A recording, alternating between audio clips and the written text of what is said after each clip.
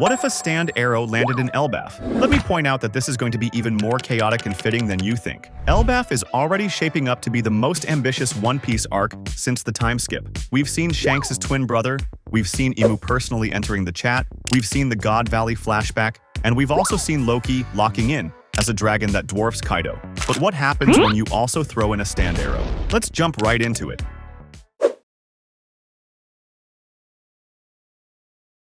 To understand why this is so fitting, we have to look at the two sons of King Harald. There's Loki. He's an ancient giant who wields the legendary weapon Ragnir. His devil fruit is the only one besides the Nika fruit to be called legendary. It's the dragon fruit, Mythical Zoan Nidhogg, which lets him become a lightning dragon of basically inconceivable size. On top of that, Loki has every advanced form of hockey, and if that wasn't enough, he has Ratatoskr as his sidekick. And then you have Hajrudin. He is Loki's older half-brother, but from what we've seen so far, Loki is like 100 times stronger than him.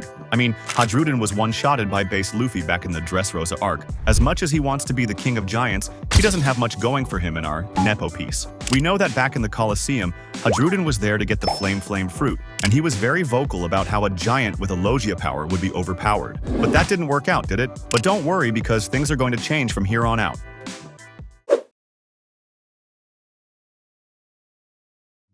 In Chapter 1171, after Loki explains the truth about what happened 14 years ago, and the gang starts heading back to the Sun World, suddenly, out of nowhere, a stand arrow pierces Hajrudin in the back. Immediately, he experiences a lot of pain as the virus triggers his latent psychic potential. But considering how he still seeks to be the king despite having less potential than his brother, Hajrudin's will manifests as a stand. Naturally, Hajrudin doesn't know how it happened, but he can feel the power and its concept in his body and soul. Though, for the time being, the plot moves as it should.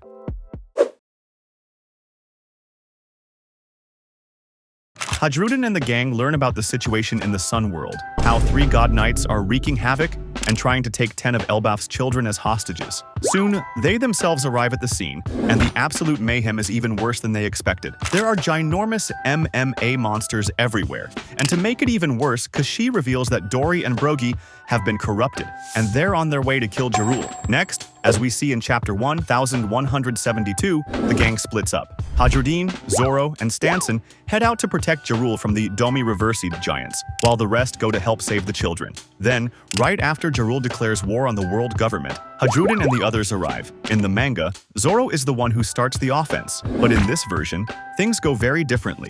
Right after the corrupted giants start mocking Hajrudin's dream in Chapter 1173, something inside him snaps.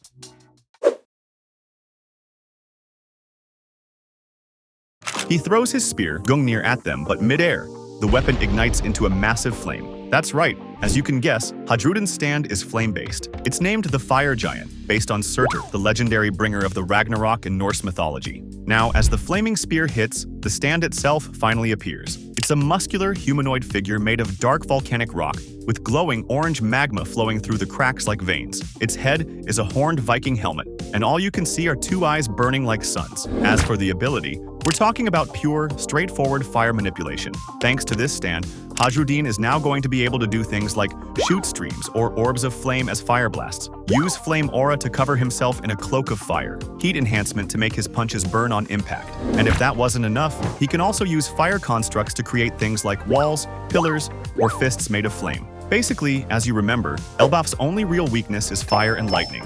And we also know that lightning is Loki's domain, right? So, if this stand makes fire Hajrudin's domain, it creates a parallel where Loki unleashes lightning when he strikes with Ragnir, and now, Hajrudin unleashes fire as he strikes with Gungnir. Nothing serious or complicated, just fire, spear, go boom.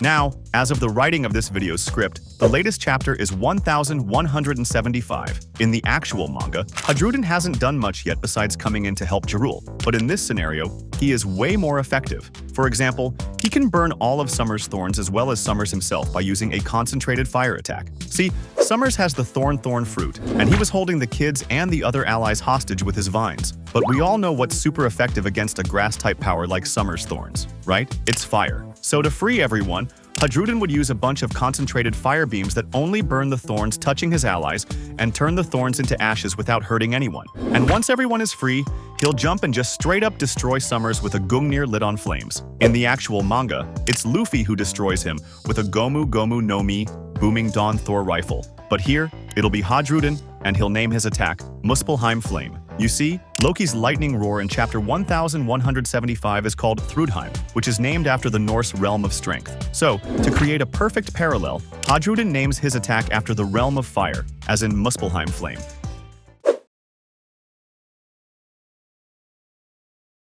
Alright, we're going to come back to Hajrudin's stand in a few minutes. In the meantime, I want to entertain a few questions and possibilities that I know you guys are going to enjoy. Because, you see, we're about to talk about Shanks' stand. We know for a fact that Shanks doesn't have a devil fruit, but if you go back to the anime adaptation of his fight with Captain Kidd, you'll see that when he is unleashing Divine Departure, we see a Gryphon manifest before his attack lands. We also know that Shanks' sword is named Gryphon, and although his brother Shamrock's sword is powered by a mythical Zoan model Cerberus, it's unlikely that Shanks' sword is like that. So how about this? How about we assume that 14 years ago, when Shanks was at Elbaf, his sword got struck by a stand arrow, and just like how devil fruits can be eaten by objects in One Piece, the same happened. And Shanks' sword manifested a stand with the same name as the sword, which is Gryphon. This would make the whole Shanks versus Mihawk discourse even funnier, because Shanks fans would no longer have to deny that he is a swordsman. They can just say that he is a sword stand user, which is why he doesn't have the title of the world's strongest swordsman.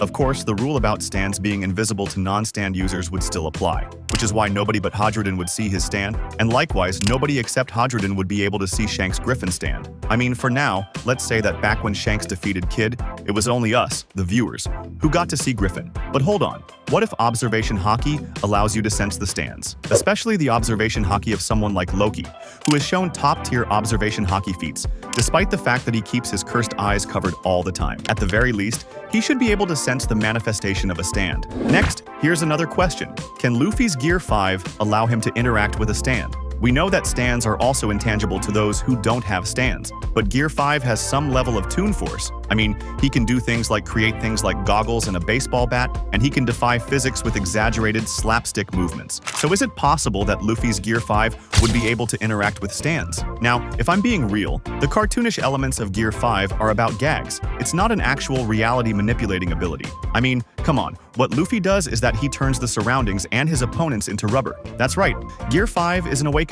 We know that a fruit's awakening allows a user to apply their fruit's properties to the environment. For Luffy, that property is rubber. Yes, he can grab lightning and he can run on air, but in either case, he is turning the thing around him into rubber. The gags, like his eyes popping out or his legs spinning like a wheel, or him creating goggles, or him creating a baseball bat are stylistic choices. They show how free he feels, but they don't give him new abilities. He can't suddenly decide he has laser vision or time stop, just because some fans think he has the literal power of imagination, which is why he also wouldn't be able to interact with a stand unless he gets a stand of his own.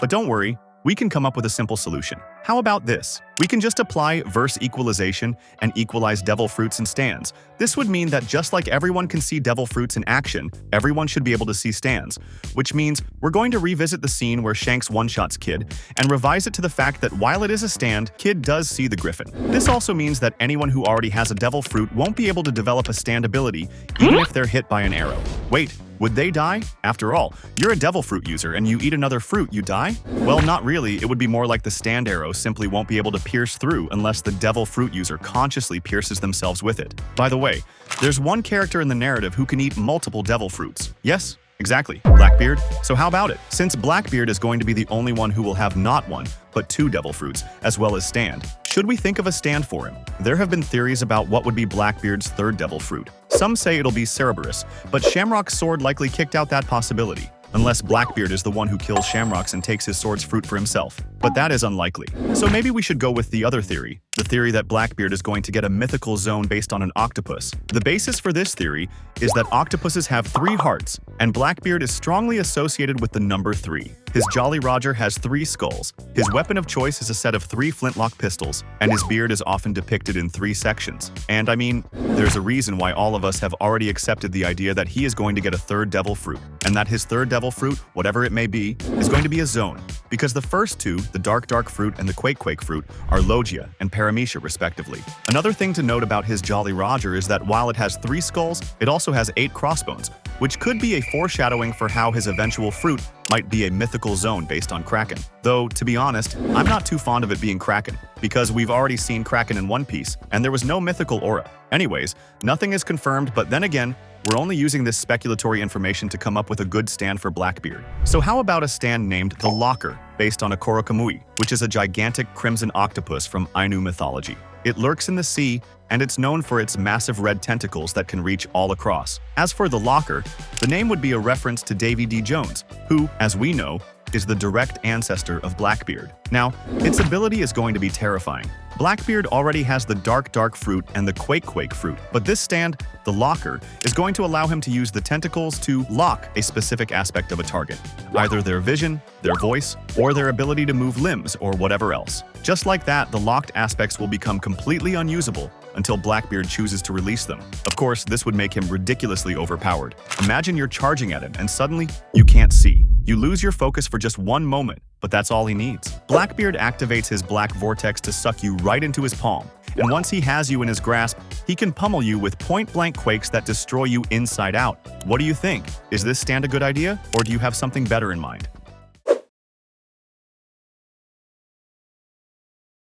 Anyways, let's get back to Hajrudin. Elbaf is still ongoing, so hopefully we'll see some cool moments from him in the actual manga as well. But as for this alternate reality, Hajrudin is going to get used to his stand throughout the course of the battles on Elbaf. He is then going to train in advanced forms of Haki, potentially even unlock Conqueror's Haki, and then stand alongside his brother in the Great War that will inevitably happen at Ragnarok. Yes, Loki's lighting and Hajrudin's fire side by side as they face Imu in the coming Great War that will engulf the world. And that is all I have for you today. Those were my thoughts on what if a stand arrow landed in Elbaf. But now I want to hear from you. Do you agree with the stands we came up with for Hajrudin, Shanks, and Blackbeard? And can you help me come up with interesting stands for other characters? For example, what kind of dual stands do you think someone Brogy and Dorry would manifest if they were the ones struck by 2 similar arrows at the same time? What about stands for Straw Hats who haven't eaten a devil fruit yet? Come on, let's keep this conversation going in the comments section down below. I'll definitely heart all of your creative or silly ideas, so go all out.